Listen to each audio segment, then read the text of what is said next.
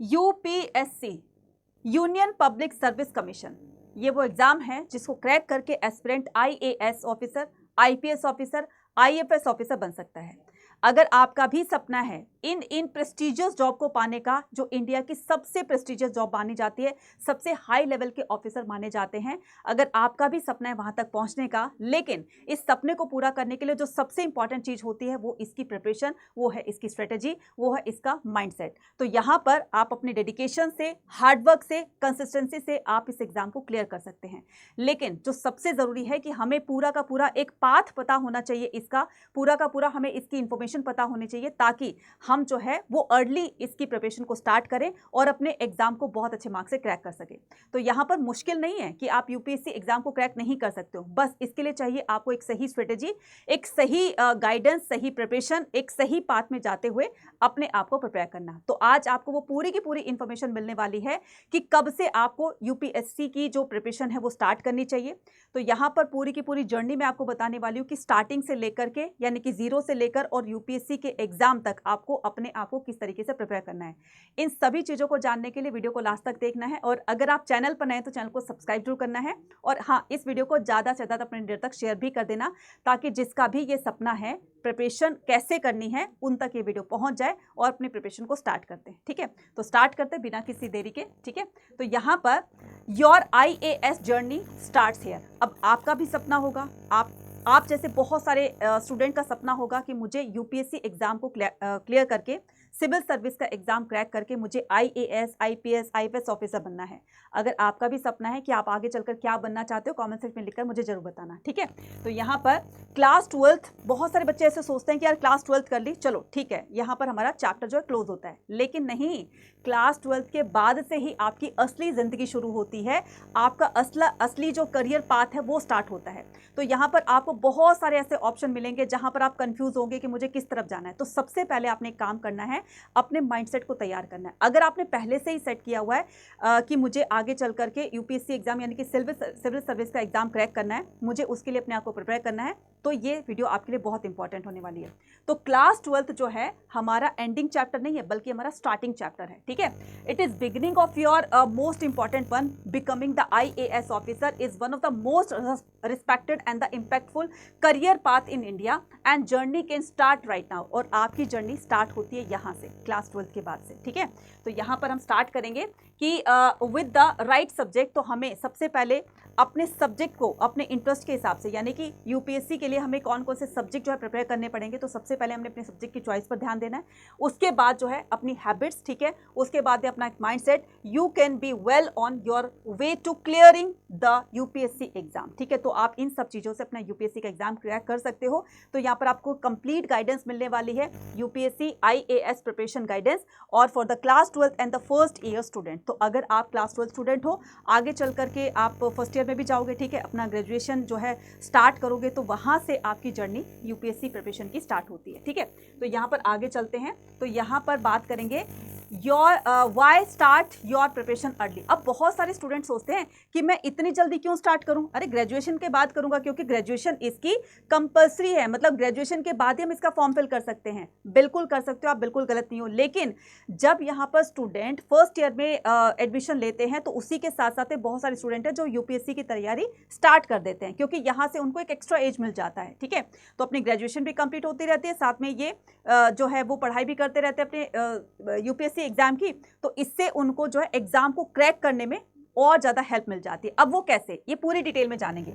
So most UPSC aspirant begin the serious preparation after graduation, but those who start the during college have a significant advantage. तो यहाँ पर college जो है वो आपको एक एक्स्ट्रा एडवांटेज दे सकता है। कैसे, you can gain the time to build. तो आप जो है इस टाइम को, जो आपका ग्रेजुएशन वाला टाइम है, आप इस टाइम को बहुत अच्छे से बिल्ड कर सकते हो। देखो कैसे कि fundamental development, answer writing skill and understanding the exam pattern without the pressure of the ticking clock. अब यहाँ पर जो है एक तरीके से ग्रेजुएशन के बाद जो एक प्रेशर रहता है कि भाई हमारे पास टाइम कम है, ठीक है, और हम कैसे अपने आप को प्रिपेयर करें वगैरह वगैरह, तो ये जो टाइम टिकिंग जो आपके पास जो टाइम ड्यूरेशन होती है, तो इस टाइम ड्यूरेशन को अगर आप अर्ली स्टार्ट कर देते हो तो इतना प्रेशर नहीं आता जितना आपका ग्रेजुएशन के बाद आता है। तो यहाँ पर फंडामेंटल डेवलपमेंट, आंसर राइटिंग, अब देखो कॉलेज में आप आंसर राइटिंग करते हो, बहुत बड़े बड़े आंसर लिखते हो अपने एग्जाम के अंदर, तो यहाँ पर आंसर राइटिंग ही आपको वहां पर करनी होगी आपके यूपीएससी एग्जाम के अंदर। तो यहाँ पर आपको कॉलेज के साथ साथ में जो आंसर राइटिंग करने का, बोलने का, एक कॉन्फिडेंस गेन करने का जो आपको मौका मिलता है, वो ग्रेजुएशन के बाद कहीं ना कहीं थोड़ा सा डाउन हो जाता है। इसलिए आपको क्या करना है, यहां से तैयारी अपनी स्टार्ट कर देनी है। Starting early transform a doubting goal into the manageable step by step journey. तो यहाँ पर स्टेप बाय स्टेप जर्नी जब हम स्टार्ट करते हैं तो उसको अर्ली जितना स्टार्ट कर देंगे उतना हमारे लिए बेनिफिशियल होगा। Why start your preparation early, अब हम अपनी प्रिपरेशन को क्यों अर्ली स्टार्ट करें, तो यहाँ पर देखो यूपीएससी की आपको भी पता है कि 3 स्टेजेस होती हैं, ठीक है, तो 3 स्टेजेस कौन कौन सी होती है, तो सबसे पहले हमें प्रीलिम्स देना होता है, देन उसके बाद में मेंस देना होता है, फिर उसके बाद में इंटरव्यू। जब इन तीनों को हम क्रैक कर लेते हैं तब जाकर के हम एक IAS, IPS, IPS ऑफिसर बन सकते हैं। लेकिन ये तीनों के तीनों जो है क्रैक करना मुश्किल होता है उन स्टूडेंट के लिए जो बाद में तैयारी करते हैं और जब टाइम कम रहता है उनके पास में, क्योंकि एज लिमिट भी है, ठीक है, और उसके बाद में यहाँ पर each requiring the dedicated preparation. तो यहाँ पर हर एक स्टेज के अंदर यहाँ आपकी डेडिकेशन की जो एक जर्नी होती है, ठीक है, मतलब किस तरीके से डेडिकेटेडली होकर आपने पढ़ाई की, ठीक है, कैसे प्रिपरेशन करी, तो तीनों स्टेजेस के अंदर आपको ये चीजें चाहिए होगी, ठीक है। उसके बाद में आपको पढ़ना क्या है, सिर्फ और सिर्फ एनसीईआरटी कवर करनी है, एनसीईआरटी टू कवर, कितनी कौन कौन सी क्लास की 6 से लेकर के क्लास 12 तक की सारी एनसीईआरटी आपने पढ़नी है, चाहे वो हिस्ट्री हो, पॉलिटिकल साइंस हो, ज्योग्राफी हो, इकोनॉमिक्स हो, सोशियोलॉजी हो, साइकोलॉजी, कुछ भी आपके पास आर्ट्स के सब्जेक्ट है सारे के सारे आपने पढ़ने होंगे, ठीक है। Text books from the foundation of your syllabus. अब उसके बाद में यहाँ पे 1+ क्यों कहा गया है कि योर हेड स्टार्ट, जो आप क्लास 12 के बाद में फर्स्ट ईयर में आते हो, बात उसकी कर रहे हैं, ठीक है। तो यहाँ पर student who start in the college often the clear exam faster, तो जो कॉलेज के साथ साथ में यहाँ पर प्रिपरेशन कर रहे होते हैं तो वो जल्दी इसको क्रैक करने के चांसेस उनको मिल जाते हैं। और यहाँ पर 21 जो लिखा है रियलिस्टिक टारगेट एज, तो आप अपने 21 की एज में आप अपना यूपीएससी एग्जाम क्रैक कर सकते हो। इसका सीक्रेट मैंने बताया ना कि जब आप क्लास 12 के बाद ग्रेजुएशन में अपना एडमिशन लेते हो उसी के साथ साथ में अपनी प्रिपरेशन स्टार्ट कर दीजिए, ठीक है। बहुत सारे ऐसे बच्चे होते हैं जो क्रैक नहीं कर पाते, बहुत सारे ऐसे होते हैं जो फर्स्ट अटेम्प्ट में ही क्रैक कर लेते हैं, ठीक है। तो यहाँ पर realistic target with early preparation becoming an IAS officer at the age of 21 is achievable. तो यहाँ पर अचीवेबल है, इम्पॉसिबल नहीं है, हो सकता है, लेकिन उसको लिए आपको सही प्रिपरेशन, सही गाइडेंस की जरूरत होगी। Choose your right graduation subject. तो सबसे पहले आपने काम करें, यहाँ से हम थोड़ा थोड़ा सीरियस अपने मोड पर चलेंगे कि हमें क्या कब कैसे पढ़ना है, ठीक है, ध्यान से सुनना इस बात को। तो यहाँ पर choose the right graduation subject. तो जब भी आप अपने ग्रेजुएशन में सब्जेक्ट चूज करते हो तो सही एकदम सोच समझ करके उसको क्या करना है, उसको जो है चूज करना है। कैसे? Your graduation subject is not just a degree. आपके जो ग्रेजुएशन सब्जेक्ट है वो सिर्फ आपके लिए डिग्री नहीं होनी चाहिए, it is the potential of UPSC optional. तो ये आपके लिए यूपीएससी ऑप्शनल का एक पोटेंशियल उसके अंदर, मतलब आपको अगर यूपीएससी एग्जाम को क्रैक करना है तो उसके लिए आपने जो ग्रेजुएशन में जो सब्जेक्ट लिए है ना उसको बड़े ध्यान से सोच समझ करके आपने सेलेक्ट करना है, क्योंकि यही चीजें आपको आपके एग्जाम को क्रैक करने में हेल्प करेंगी, ठीक है। उसके बाद में यहाँ पर choose the subject you genuinely enjoy the. तो उन सब्जेक्ट को चूज कीजिए जिसमें आप जेन्युइनली एंजॉय कर रहे हो। एंजॉय का मतलब ऐसा नहीं कि मजे मजे में कर रहे हो, नहीं भाई, जिसमें आपको इंटरेस्ट आ रहा है। फॉर एग्जाम्पल आपको हिस्ट्री बहुत पसंद है, आपको पॉलिटी बहुत पसंद है, आपको ज्योग्राफी बहुत पसंद है, तो वो चूज कीजिए जिसमें आपका इंटरेस्ट है, और यही इंटरेस्ट आपको आगे बहुत ज्यादा मदद करेगा, बहुत ज्यादा हेल्प करेगा। To study deeply, yes, a strong optional can be your biggest advantage. और यहाँ पर जो ऑप्शनल सब्जेक्ट यहाँ जब आप चूज करते हो ना तो वो भी बहुत सोच समझ कर करना चाहिए, जिसमें आपका सबसे ज्यादा इंटरेस्ट है, जो भी आपका सबसे ज्यादा इंटरेस्ट है आप उसको चूज कीजिए और आगे बढ़िए, ठीक है, मेंस के लिए, राइट। तो यहाँ पर जो आप ऑप्शनल सब्जेक्ट चूज करोगे वो आपके मेंस एग्जाम के लिए बहुत ज्यादा इंपॉर्टेंट होने वाला है और वही आपको एडवांटेजेस देगा। तो फर्स्ट एग्जाम्पल यहाँ पर मैं हिस्ट्री की बात करती हूँ, तो deeply connected the general studies paper 1। तो ये जो हिस्ट्री है ये आपके जनरल स्टडी पेपर 1 यानी कि GS पेपर 1 के अंदर आपको बहुत हेल्प करेगी, क्योंकि rich in the analytical content and the widely chosen as an optional. तो यहाँ पर बहुत बड़े जो लेवल पर हिस्ट्री ऑप्शनल को, ठीक है, मतलब हिस्ट्री सब्जेक्ट को as a optional subject choose किया जाता है, क्योंकि ये उनको जीएस पेपर 1 के अंदर एडवांटेजेस देगा। उसके बाद यहाँ पर पॉलिटिकल साइंस की बात करती हूँ। Directly overlaps with the polity, governance and the international relations core UPSC topic. तो पॉलिटी ये बहुत बहुत ज्यादा हेल्प करती है। मैं ये कहूँ कि सबसे ज्यादा पॉलिटिकल साइंस ही क्या करती है, इसमें आपको एडवांटेजेस दे सकती है, आपको हेल्प कर सकती है।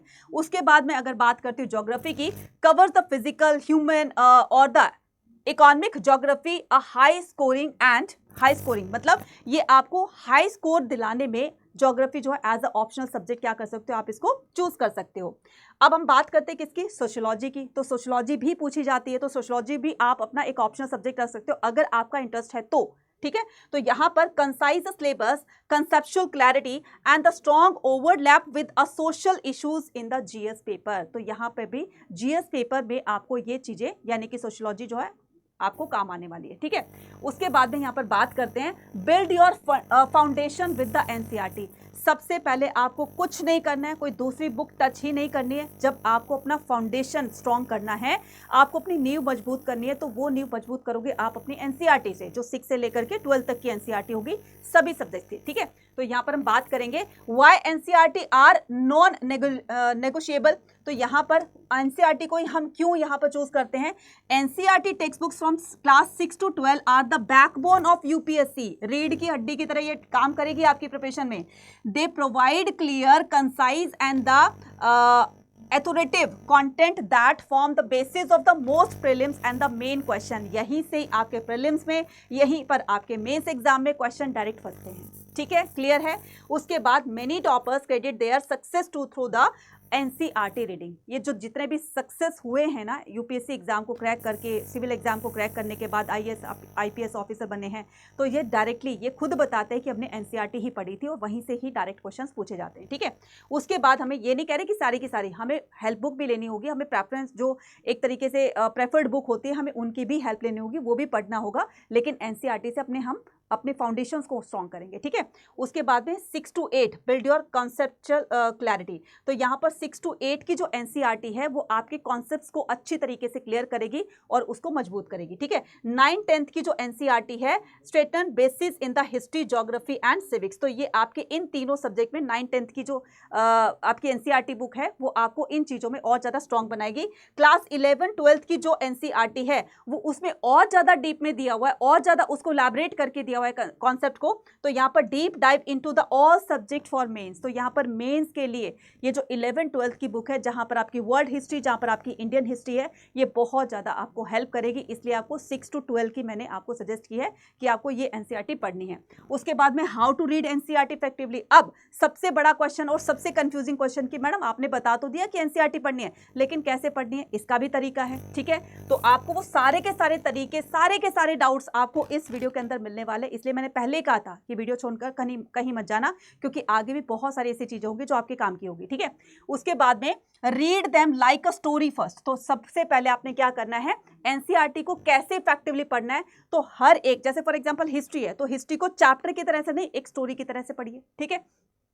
Then revise with the highlighter. फिर उसके बाद में उसको क्या करना है, जो भी आपको इंपॉर्टेंट लगता है उसको, जैसे हमेशा बताती हूँ कि आपको जब नोट्स बनाते हो तो उसको हाईलाइट कर लिया करो। सेम ऐसे ही जब आप एनसीईआरटी पढ़ते हो तो स्टोरी की तरह पढ़ो, जो भी आपको इंपॉर्टेंट लगता है उसको हाईलाइट करो, ठीक है। उसके बाद मेक द शॉर्ट नोट। साथ में आपको लगता है ये चीज इंपॉर्टेंट है, साथ साथ में लिखते रहो। लिखने से सबसे बड़ा फायदा ये होगा, लॉन्ग टर्म तक वो चीजें रिटेन रहती हैं, ठीक है। उसके बाद में revise at least 2-3 time before the exam.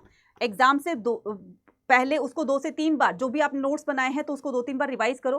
Combine NCERT with the current affairs और द डीपर अंडरस्टैंडिंग। अब यहाँ पर जो combine NCERT with the current affairs, तो करंट अफेयर्स साथ साथ में आप पढ़ते रहोगे तो इससे और ज्यादा आपकी जो एक कॉन्सेप्ट पर क्लैरिटी जो है वो और ज्यादा बढ़ जाएगी, ठीक है।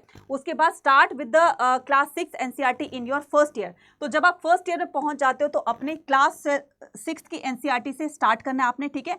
First year of the college and finish by all the end of the second year. तो सेकेंड ईयर के एंड होने तक जो है आपने कंप्लीट क्लास 12 तक की एनसीईआरटी कंप्लीट कर लेनी है। 2 साल में सारी की सारी अपनी एनसीईआरटी कंप्लीट कर लेनी है, ठीक है। उसके बाद आते हैं हम यहाँ पर make the current affairs your daily habit. अपनी एक आदत जरूर बना लेना, अपनी एक हैबिट जरूर बना लेना कि एनसीईआरटी को ठीक है आप पढ़ रहे हो, लेकिन आदत अपनी ऐसी बनाना कि डेली आपको करंट अफेयर्स पढ़ने होंगे, क्योंकि करंट अफेयर्स से आपके बहुत सारे क्वेश्चन आते हैं जो कि आपके जीएस वगैरह में पूछे जाते हैं।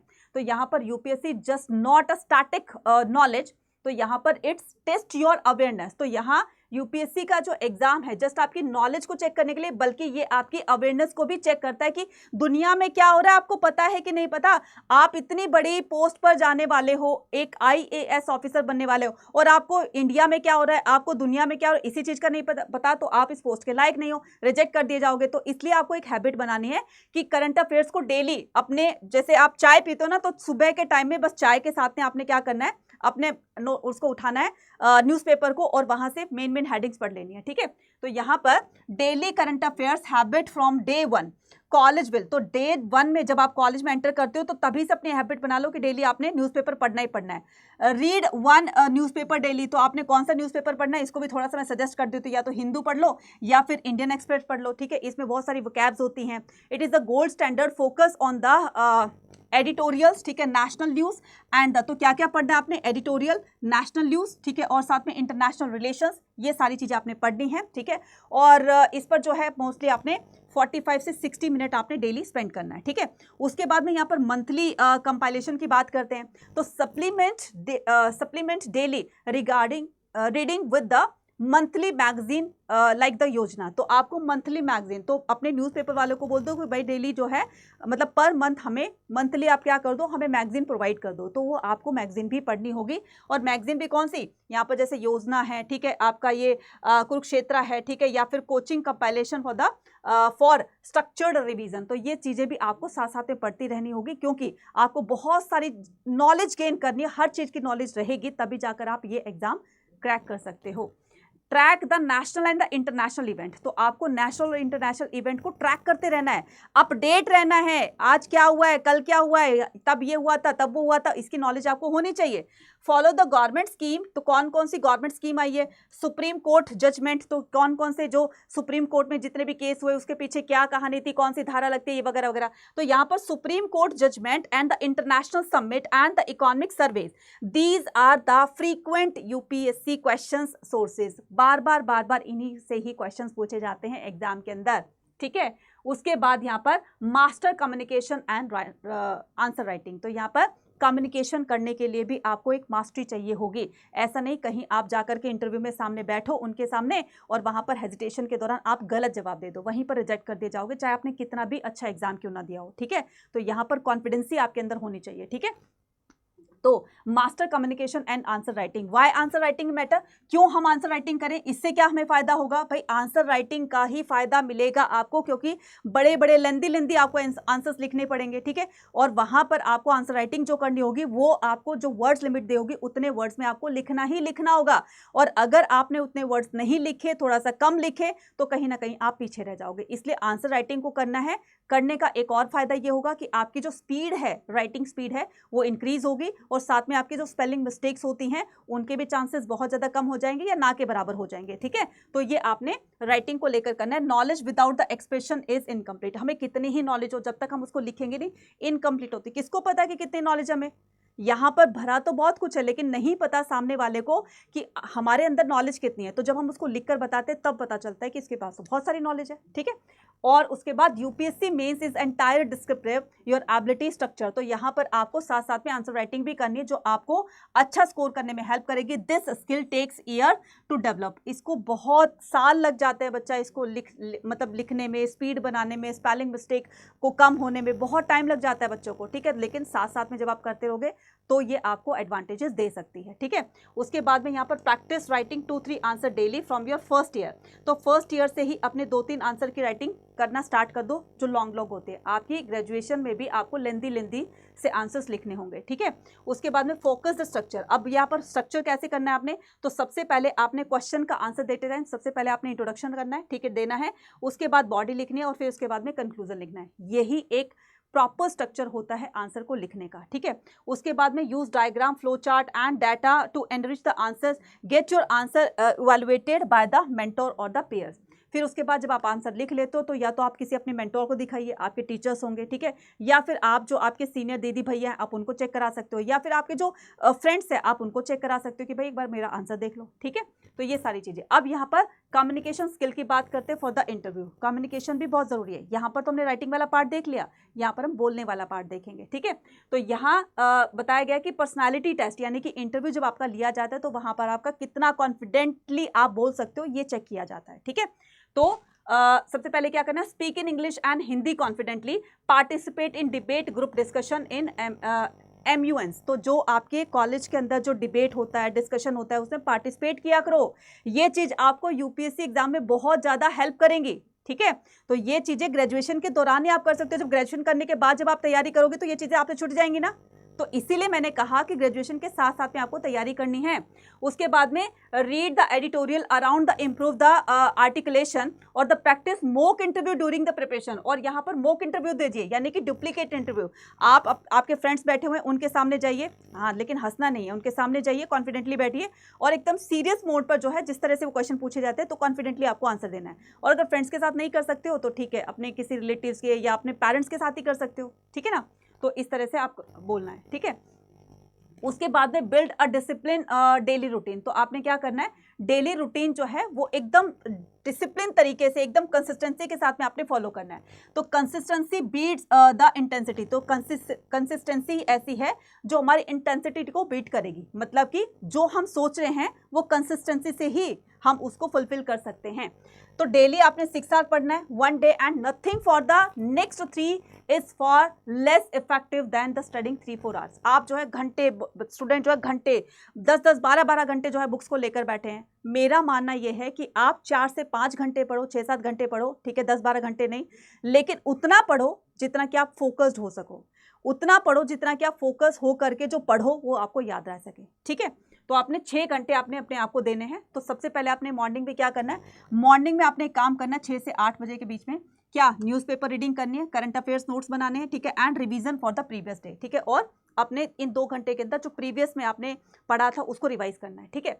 उसके बाद सेकंड पर आते हैं, उसके बाद आपका कॉलेज टाइम हो जाता है। तो कॉलेज आवर के अंदर आपने क्या करना है, अटेंड द क्लास, ठीक है, स्किप नहीं करनी है, बिल्कुल मिस नहीं करनी है, क्लास को अटेंड करो, but use the free period for NCERT reading and short notes. लेकिन जो भी आपका फ्री पीरियड होता है, मान लो कोई टीचर नहीं आया, ठीक है, तो आप उसके लिए क्या कर सकते हो, उस फ्री पीरियड के अंदर अपनी UPSC की जो भी आपकी NCERT है उसकी प्रिपरेशन के लिए आप अपना स्टार्ट कर दीजिए पढ़ना।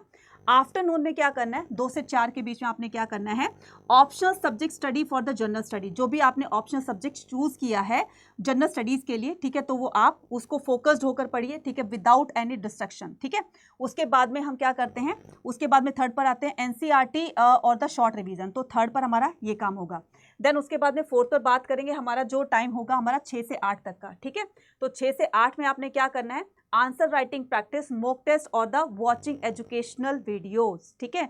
तो आपने उस टाइम में एजुकेशनल वीडियोस देखनी है और साथ में क्या करना है, राइटिंग प्रैक्टिस करनी है और मॉक टेस्ट देना है। फिर उसके बाद 9 से 10 वाले टाइम पर आते हैं, यहाँ पर quick revision for the days note and the planning for the tomorrow. तो आपने क्या करना है, फटाफट से जो भी आपने दिन में नोट्स बनाए थे उनको रिवाइज कीजिए और थोड़ी सी प्लानिंग कर लिए कि मुझे कल क्या करना है, उसको फटाफट से नोट कीजिए कि कल मेरा ये टारगेट होगा, मुझे ये करना है।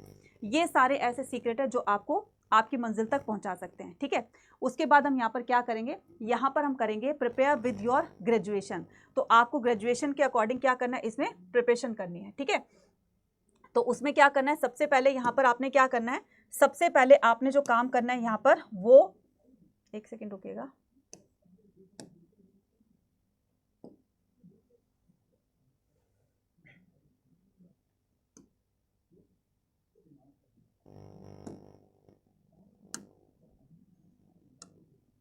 ठीक है। तो यहाँ पर prepare with your guidance, don't wait until your final year. अपने फाइनल ईयर तक का वेट मत करो, ठीक है। UPSC की प्रिपरेशन के लिए 3 years of the college are your golden window. तो ये आपकी 3 साल जो है जो आप कॉलेज में रहते हो, ये आपके लिए गोल्डन विंडो है। यहाँ पर आपके पास टाइम होगा, यहाँ पर आपके पास एनर्जी होगी, यहाँ पर आपके पास एक्सेस टू रिसोर्सेज होंगे, मतलब रिसोर्सेज को कलेक्ट करने के आपके पास बहुत सारे साधन होंगे, ठीक है। उसके बाद यहाँ पर क्या करना है, integrated UPSC preparation into your college life from the very first semester, तो यहाँ पर अपने पहले ही सेमेस्टर से आप देखना स्टार्ट करोगे कि किस तरीके से आपके अंदर, ठीक है, जो एनर्जी है वो आप दोनों एग्जाम में कैसे लगा रहे हो, ठीक है। तो यहाँ थोड़ी थोड़ी सी प्रिपरेशन जो है अपनी यूपीएससी की भी करते जाइए, साथ साथ में अपने कॉलेज की भी प्रिपरेशन करते रहिए, क्योंकि यहाँ पर जब आपका फर्स्ट सेमेस्टर आएगा तो वहाँ पर ये चीज़ें आपको बहुत ज़्यादा हेल्प करेंगी। फर्स्ट ईयर फाउंडेशन की बात करते हैं तो यहाँ पर फर्स्ट ईयर में हमने क्या करना है, कंप्लीट एनसीईआरटी क्लास 6 से 12 तक, ठीक है, मतलब वो पढ़नी है। Start newspaper reading, understanding UPSC syllabus and exam pattern thoroughly, ठीक है। तो एग्जाम पैटर्न भी पता होना चाहिए कि क्या एग्जाम में आ रहा है, क्या नहीं आ रहा है, क्या चीज़ पढ़नी है, ठीक है। उसके बाद में सेकेंड ईयर में हमें क्या करना है, सेकेंड ईयर में हमने अपने आप को बिल्डअप करना है। कैसे कि begin the standard reference book, जैसे आप उसमें यहाँ पर तो आपने फर्स्ट ईयर में आपने पूरी की पूरी एनसीईआरटी पढ़ ली, ठीक है। उसके बाद में सेकंड ईयर में आपने क्या करना है, सेकंड ईयर में आपने लक्ष्मीकांत हो गया, स्पेक्टन हो गया, जीसी आपका लियोंग हो गया, ठीक है। Start your answer writing, choose begin your optional subject, और यहाँ पर अपने ऑप्शनल सब्जेक्ट को चूज करना स्टार्ट कर दीजिए, जिसमें आपका सबसे ज़्यादा इंटरेस्ट होता है आप उसको चूज कीजिए, ठीक है। उसके बाद थर्ड ईयर में क्या करना है, integration, take your first prelims attempt, revise the thoroughly. तो अब यहाँ पर क्या करना है, थोड़ा सा आप अपनी ग्रेजुएशन के दौरान जब आपका ये जो फाइनल ईयर चल रहा होता है तो आप उसमें भी फिल कर सकते हैं, ठीक है। तो यहाँ पर थोड़ा सा आप चेकआउट कर सकते हैं कि कैसा एग्जाम होता है, ठीक है। तो उसके बाद join a test series, balance college exam, ठीक है, with the UPSC revision smartly, ठीक है। तो अपने एग्जाम के साथ साथ आप इनको भी कर सकते हो। उसके बाद यहाँ पर many IAS toppers clear the exam during the immediately after their graduation. अब यहाँ पर बहुत सारे ऐसे जो सक्सेसफुल आईएएस ऑफिसर बने हैं तो उन्होंने या तो अपने ग्रेजुएशन के साथ ही वो स्टार्ट कर दी थी, ठीक है, या फिर इमीडिएटली स्टार्ट कर दी थी after their graduation. Your college years are not a distraction. आपके कॉलेज ईयर जो होते हैं वो डिस्ट्रैक्शन नहीं होते। बच्चे बोलते हैं कि यार कॉलेज की पढ़ाई करें या फिर यूपीएससी की तैयारी करें, भाई ये आपके लिए डिस्ट्रैक्शन नहीं बल्कि आपके लिए एडवांटेजेस है ये, ठीक है। तो यहाँ पर they are your preparation ground, ये आपके प्रिपरेशन ग्राउंड लेवल है, तो आप इसको जरूर से यहाँ पे स्टार्ट कर दीजिए। Stay focus the eliminate the noise. जब भी आप पढ़ाई करने बैठते हो तो यहाँ पर फोकस्ड होकर पढ़ाई करो, नॉइज को थोड़ा सा एलिमिनेट कीजिए, थोड़ा सा आप अपने आप को नॉइज से, शोर शराबे से थोड़ा सा दूर रखिए, ठीक है। तो biggest threat to your preparation, अब सबसे बड़ा जो आपके इस जर्नी के अंदर जो एक अमेंडेड क्रिएट करता है, जो एक रुकावट पैदा करता है, वो क्या है, लिमिट सोशल मीडिया, ठीक है। तो सबसे ज़्यादा आपका जो मोबाइल फ़ोन है वो डिस्ट्रैक्ट करता है, ठीक है। तो आपने क्या करना है, अवॉइड सोशल मीडिया, अपने आप को बिल्कुल सोशल मीडिया से बिल्कुल हटा दीजिए। भाई मुझे कुछ नहीं देखना, सिर्फ और सिर्फ काम की चीज़ें देखनी है, और वो भी मुझे अपने यूपीएससी प्रिपरेशन में काम आने वाली चीज़ें, ठीक है। Set the strict time limits, ठीक है। यूज़ द एप्स और लाइक द फॉरेस्ट और the Freedom to block the distraction during the study hours. तो आपने क्या करना है, ठीक है, थोड़ा बहुत अगर देखने का मन कर रहा है तो लेकिन टाइम लिमिट सेट कर दो कि मुझे 10-15 मिनट या आधे घंटे मुझे देखना है, फिर उसके बाद मैं बंद कर दूंगा। दूसरा, फाइंड योर सर्कल, अपना सर्कल फाइंड कीजिए। Surround yourself with the serious aspirant, a good study group और the mentor keep your accountable. तो यहाँ पर अपना जो एक पीयर ग्रुप होता है, अपने दोस्तों का जो एक ग्रुप होता है, वो ऐसा रखिए जो वाकई में पढ़ाई के लिए सीरियस हो और वो आप ही की तरह से वो भी अपने यूपीएससी एग्जाम की तैयारी कर रहे हो। तो आपको वो वाला एनवायरमेंट मिल जाएगा जिससे आपकी प्रिपरेशन में और ज़्यादा एज मिल सकती है।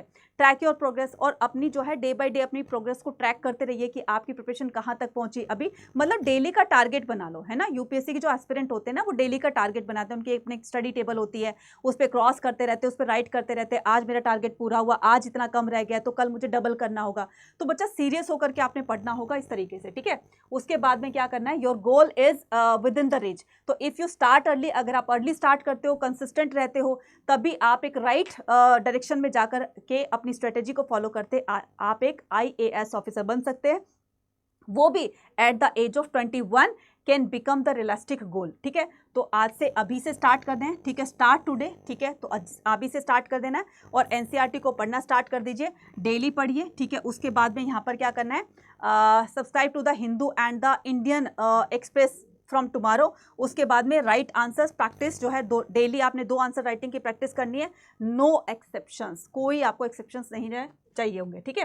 उसके बाद में यहाँ पर स्टे कंसिस्टेंट, जब आप कंसिस्टेंट रहेंगे तभी जाकर के चीज़ें आपकी कंप्लीट हो सकती हैं। जो भी आपने सपना देखा है वो पूरा हो सकता है, लेकिन उसके लिए हार्डवर्क हो गया, डेडिकेशन हो गया और आपकी मेहनत होगी, सारी की सारी चीज़ें जो है आपको करनी होंगी, ठीक है। तो यहाँ पर graduate express your sincere thank. तो इस वीडियो को देखने के लिए आपका तहे दिल से शुक्रिया, ठीक है।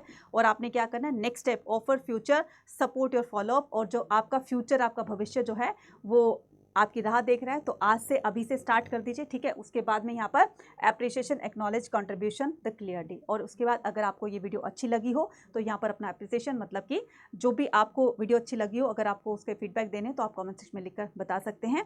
अब यहाँ पर जो भी क्लास 12th के या फिर जो एस्पिरेंट है जो CUT का एग्जाम देकर आ चुके हैं, अगर उनको कंप्लीट गाइडेंस चाहिए उनकी काउंसलिंग के रिगार्डिंग कि हमें कितने स्कोर पर कितना कोर्स, कितना कॉलेज मिल सकता है, तो आप हमारा साथ ही बैच ज्वाइन कर सकते हैं। मैक्सिमम डिस्काउंट पाने के लिए कूपन कोड यूज कर सकते हैं Y489, ठीक है। तो आपने क्या करना है, आपने यहाँ पर वो कर देना है, ठीक है। तो यहाँ पर हम जाएंगे, और इसके अलावा अगर आप 2027 के स्टूडेंट हैं जो कि आप उसमें एग्ज़ाम देंगे, अपने CUT का एग्ज़ाम देंगे 2027 के अंदर, तो आप क्या कर सकते हो, इन बैचेस को एनरोल कर सकते हो। सबसे पहले आपने क्या करना है, सबसे पहले आपको गूगल पर अड्डा 24/7 टाइप करना है, यहाँ पर जाना है, ऑल कोर्सेज पर जाना है, UG PG and test exam पर जाना है, फिर उसके बाद आर्ट्स पे जाना है, ठीक है। तो अगर आप CUT UG एस्पिरेंट है 2027 में अगर आप एग्ज़ाम देने वाले हो तो आपके लिए महापैक है। तो बच्चा इसको जब आप ज्वाइन करोगे, ठीक है, इस पर मैक्सिमम डिस्काउंट मिलेगा आपको इस कूपन कोड के साथ Y489, क्योंकि Y489 कूपन कोड लगाने से, ठीक है, आप एनरोल भी हो जाओगे और यहाँ पर आपको डिस्काउंट भी मिल जाएगा। और बच्चा जब आप यहाँ से तैयारी करोगे तभी जाकर आपको एक अच्छा कॉलेज मिलेगा, एक अच्छा एनवायरनमेंट मिलेगा, क्योंकि दिल्ली यूनिवर्सिटी में आपको वो एनवायरनमेंट मिलेगा जो UPSC को क्रैक करने में आपकी हेल्प करेगा। और दिल्ली यूनिवर्सिटी तक पहुँचने का रास्ता यहाँ से निकलता है। तो फटाफट से जाइए, एनरोल कीजिए और कल से ही हमारे साथ अपनी CUT UG की प्रिपरेशन स्टार्ट कर दीजिए। अपनी ड्रीम यूनिवर्सिटी को पाने के लिए, अपना IAS बनने का सपना पूरा करने के लिए आज से और अभी से तैयारी स्टार्ट कर दो, जिसका रास्ता यहाँ से होकर के निकलता है, ठीक है। वीडियो अच्छी लगी हो तो कमेंट जरूर करना। Thank you.